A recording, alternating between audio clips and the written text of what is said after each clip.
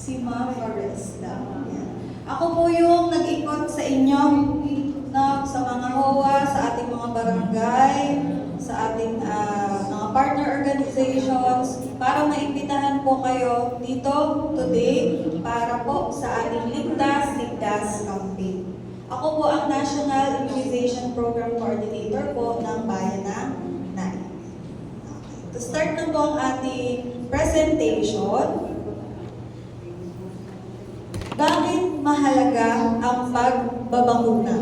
MR Sia Vaz Ligtas Campaign. Ito po yung outline ng ating presentation. Number 1, ano ang MR Sia Vaz at paano ito isasagawa? Bakit kailangang magbakuna laban sa tigdas at rubella? Pangatlo, ano ang mahalagang papel ng barangay, homeowners association, at partner organizations sa tagumpay ng kampanya? So ano nga po ba ang MRCIA Vaz? Ito po ay ang measles, rubella, supplemental immunization activity, isang malawakang pagbabakuna laban sa tigdas at rubella na isinasagawa para sa mga bata may edad 6 hanggang 59 na buwan gulang o yung mga wala pa pong 5 taong gulang. Okay po? So sila po yung ating target para sa MRCIA. So kasabay po nito, bibigyan din sila ng vitamin A supplementation or VAS para po makadagdag din sa proteksyon para sa kanilang kalusugan.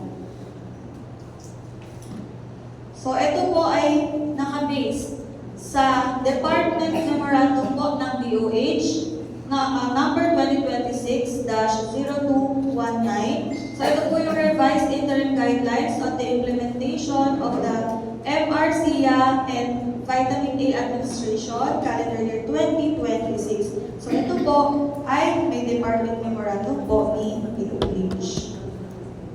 Bakit kailangan ang MRCIA? So ang tigdas po kasi ay mabilis kumalat sa ating komunidad. Ano po ang pwede niyang maidulot? Number 1, pneumonia. Number 2, encephalitis or yung pamamaga ng utak. Number 3 po, pagkabulag. And number 4, ang worst po, kamatayan ng bata.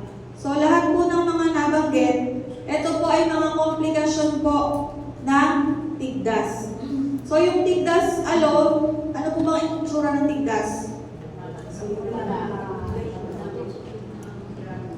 Mapupulang, rashes sa balat, makate.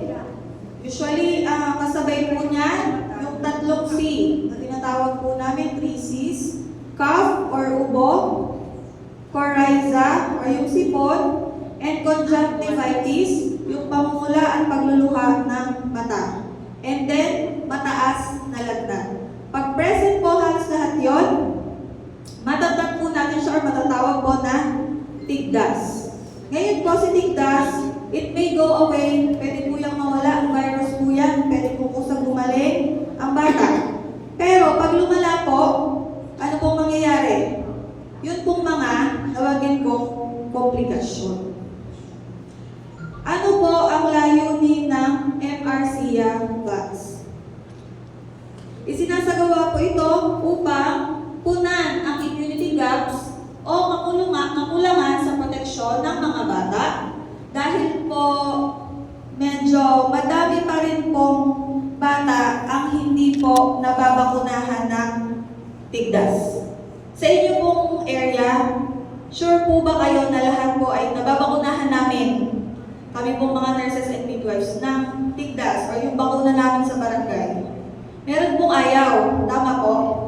Diba? Meron pong may mga ayaw pumunta sa barangay health station, pupunta na namin sa bahay, ayaw pa din nila, nagre-refuse pa din. So sila po, yung mga bata na kulang sa proteksyon. At sila din po yung mataas ang tsansa na mahawa ng sakit at ikalat po ito sa iba.